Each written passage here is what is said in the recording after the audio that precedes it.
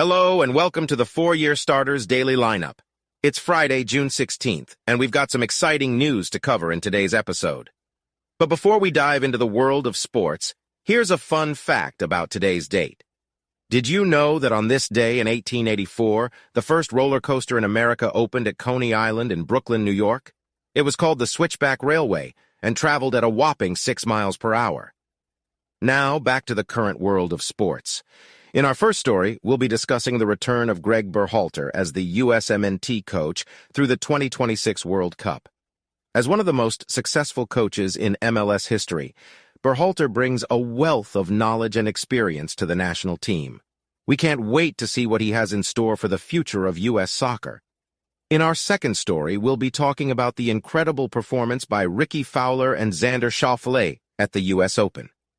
The duo broke the U.S. Open single-round scoring record with a score of 66 each. It's always impressive to see athletes push themselves to new heights, and these two golfers certainly did just that.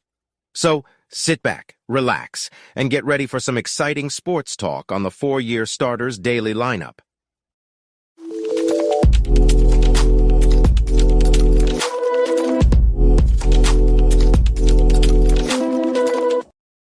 And now, let's take a look at some of the top sports stories making headlines today.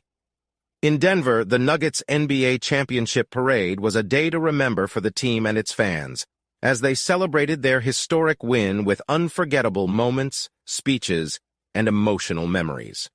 Over at the U.S. Open, Rickie Fowler and Xander Schauffele made history by both shooting an 8 under 62 in the opening round, taking advantage of the wide fairway that allowed players to avoid the rough and setting the stage for a competitive tournament. And finally, in soccer news, Lionel Messi's potential move to MLS has caused a surge in ticket sales for Inter Miami, with the impact expected to introduce MLS to new fans, lead to increased salaries and revenue, and draw soccer fans from across the country to the team's away games.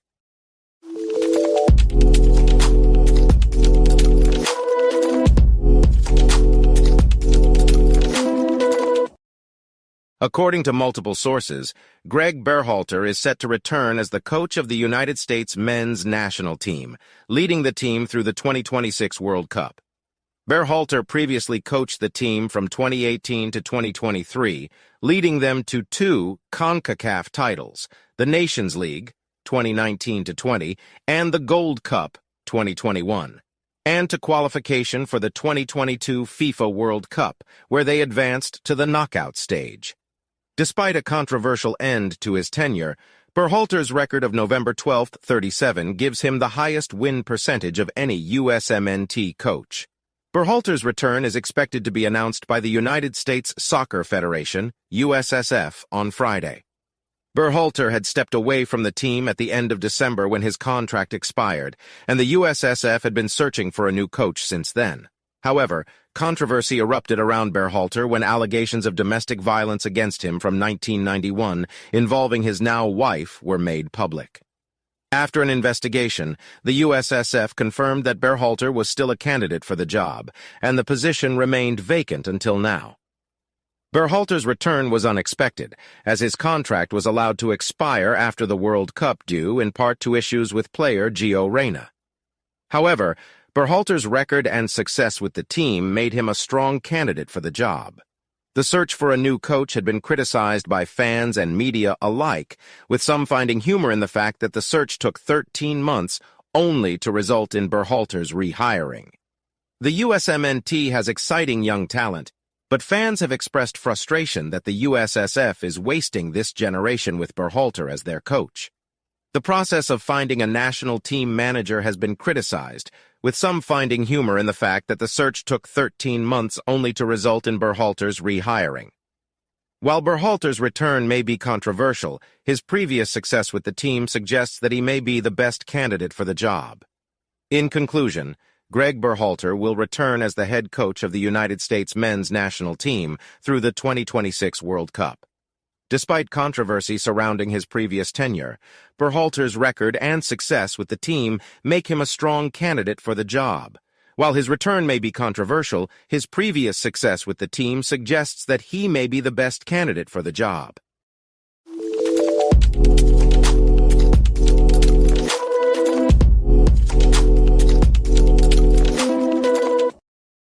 Golfers Ricky Fowler and Xander Schauffele have made history by each shooting an 8 under 62 in the first round of the U.S. Open at the Los Angeles Country Club.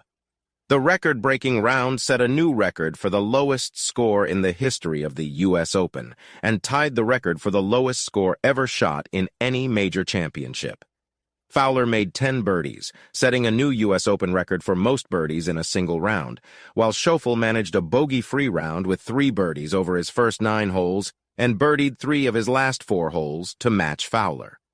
Both golfers are looking for their first major title, with Fowler finishing in second place at the U.S. Open, British Open, and the Masters, and Schauffele finishing tied for second at the British Open and the Masters, and tied for third at the U.S. Open. The U.S. Open cut rules dictate that the top 60 players and ties after the first 2 rounds will make it into the weekend to compete for victory. The U.S. Open is known for its difficult conditions, and just making the cut is considered one of the ultimate tests in golf. The Los Angeles Country Club's unique layout has been on full display during the opening round, with plenty of slope and undulations, 5 par 3s, and a drivable par 4. As the championship wears on, players will use the various slopes around LACC to get their shots closer to the hole.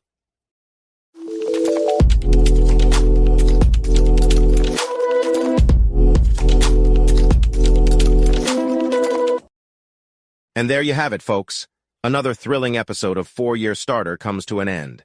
It's been a real slam dunk of a show full of curveballs and touchdowns that kept us on the edge of our seats. But just because the game is over, it doesn't mean our coverage stops here. Be sure to follow us on social media for the latest updates, highlights, and behind-the-scenes action. And don't forget to tune in tomorrow for more hard-hitting analysis and expert commentary from the 4-Year Starter team. Until then, keep your head in the game and your eye on the prize. This is your friendly neighborhood sports writer signing off.